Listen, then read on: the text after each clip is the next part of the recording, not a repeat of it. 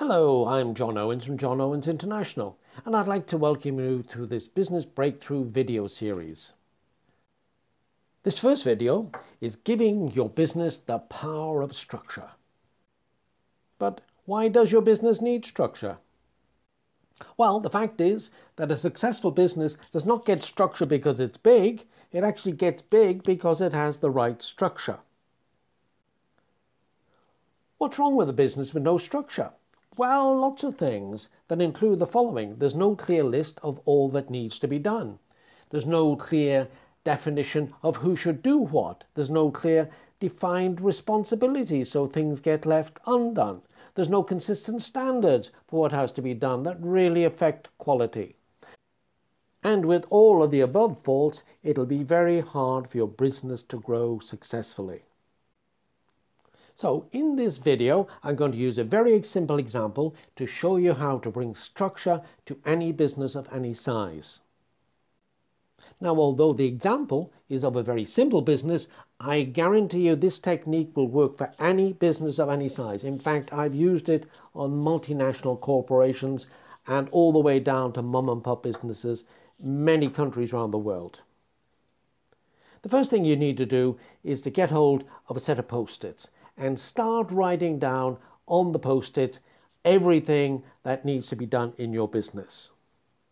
So let's start with our example business. The first thing we come across is that we have to create blog posts. Then we need to do some press advertising. We got products and we have to manage the inventory of the products. We have to collect payments from people to whom we supplied goods. We have to make the products that we're going to sell to people. We have to schedule the work of our team. We need to set the correct product prices so that we're selling at a good margin and making a profit.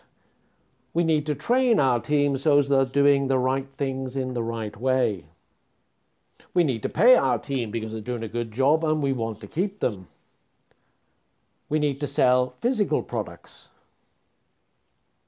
We need to sell online products. One of the ways of getting our message out there is to post to social media. We need to manage our sales team. If we want to keep them supplying us, we need to pay our suppliers. We have to recruit our virtual team members. And we need to recruit our physical team members as well.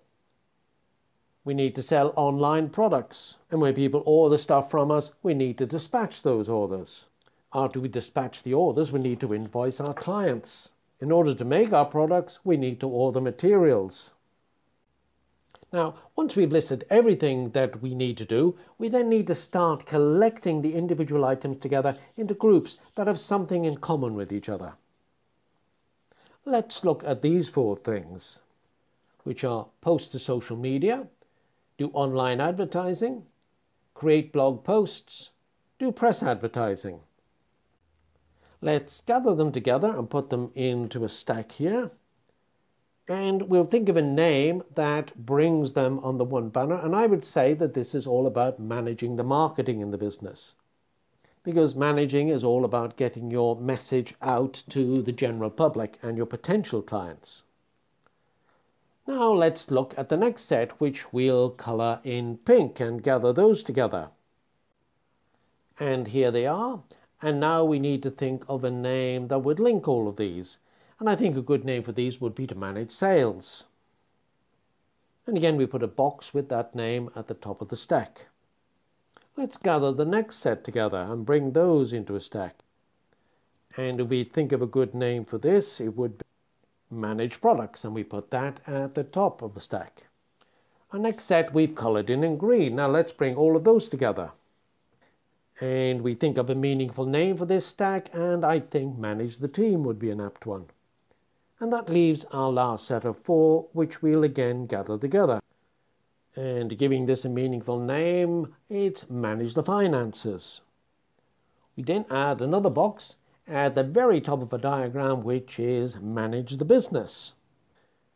So here we are, we built a diagram of everything that has to be done inside this business, and we brought it together into a nice, meaningful structure. We can label this diagram with the name of the business, and we'll call it ABC Express here, and it is the functional structure. The functional structure means all about the doing. These are all the things that have to be done within ABC Express. Having built our functional structure, we can then take another step and start to identify all of the responsibilities within the business. If we look at this activity, a combined activity called managed marketing, and we ask ourselves who within the business would be responsible for this, the answer would be the marketing manager. We could also do the same for managed sales, and responsible would be the sales manager. Again, for managed products, production manager, manage the team, the HR manager, and manage the finances, the finance manager. And right at the top of the diagram, the person responsible for managing the managers and managing the business is the CEO or the Chief Executive Officer. If we add a few more lines to this diagram, it gives us a full management structure for ABC Express. And you can do this for your business no matter what size it is. These structure diagrams are very powerful.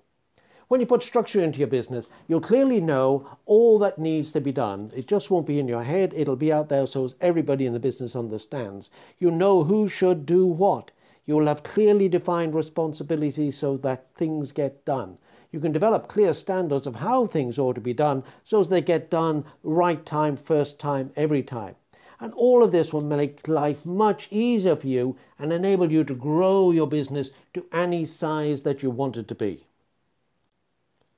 So what does your business look like now with regards to who's responsible for what? If you started where most of us have started, it looks something like this. Who's the person responsible for marketing? The marketing manager? Well, that's probably done by you. And responsible for sales? Who's the sales manager? That's probably done by you. Responsible for production? Done by you. Who's the HR manager? Done by you. Who's the finance manager? Done by you. And he's the CEO? Done by you. Now that's okay. That's where we all start. But if we want to get out of there, then we need to bring structure. And bringing structure will enable us to start building our dream team. Putting your business structure in place is the first step in building your dream team. Now, in the next video in this series, I'll show you how to use your business structure model in order to know all that needs to be done, know who needs to do what, how to build your dream team, who to hire first, and how to minimize your risk when building your dream team. I really look forward to seeing you there, so make sure you tune in.